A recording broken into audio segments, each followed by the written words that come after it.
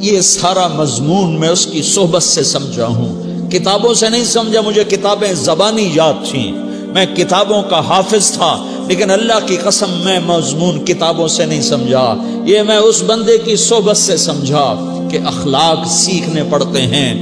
اخلاق سیکھنے کی چیز ہے، یہ پڑھنے سے نہیں آتے، یہ پڑھانے سے نہیں آتے۔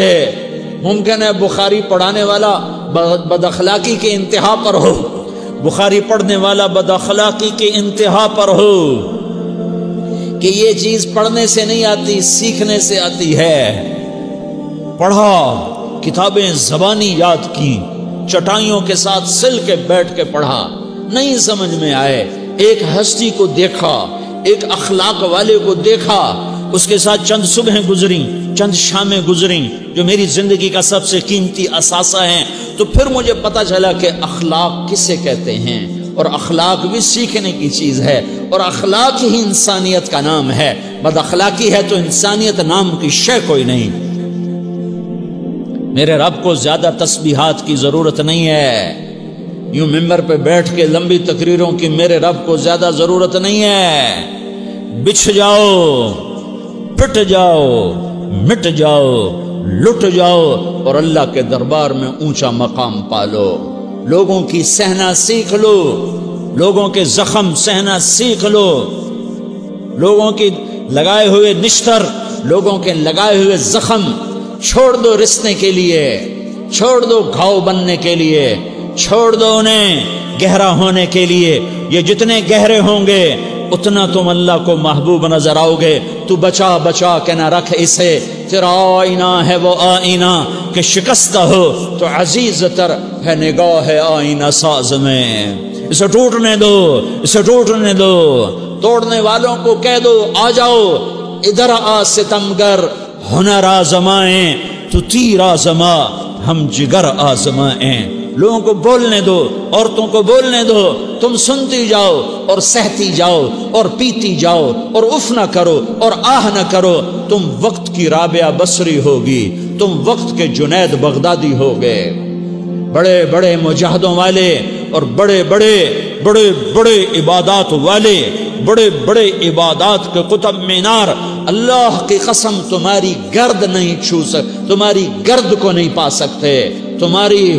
تمہیں پہنچنا تو کہاں ہے، تمہاری گرد کو بھی نہیں پہنچ سکتے ہیں۔ اگر تم اپنے اخلاق قابو کر لو، اپنی زبان پہ قابو کر لو، لوگوں کی دل آزاری پہ چپ رہنا سیکھ لو، لوگوں کی تکلیف پر چپ رہنا سیکھ لو، اور لوگوں کی بدتمیزی پر چپ رہنا سیکھ لو، اور برے سے اچھا بننا سیکھ لو، برے کے سامنے مسکرانا سیکھ لو، تانے سن کر بھی مسکرانا سیکھ لو، تو تمہیں زیادہ نفلوں کی ضرورت نہیں پڑے گی، تمہیں لمبی لمبی تہجد کی ضرورت نہیں پڑے گی۔ تم وہاں پہنچو گے، تم وہاں پہنچو گے جہاں کوئی نہ پہنچ سکے گا، تم ادھر جاؤ گے جہاں کوئی نہ جا سکے گا، تمہارے مقامات کو کوئی پا نہ سکے گا آخرت میں، نہ دنیا میں نہ آخرت میں۔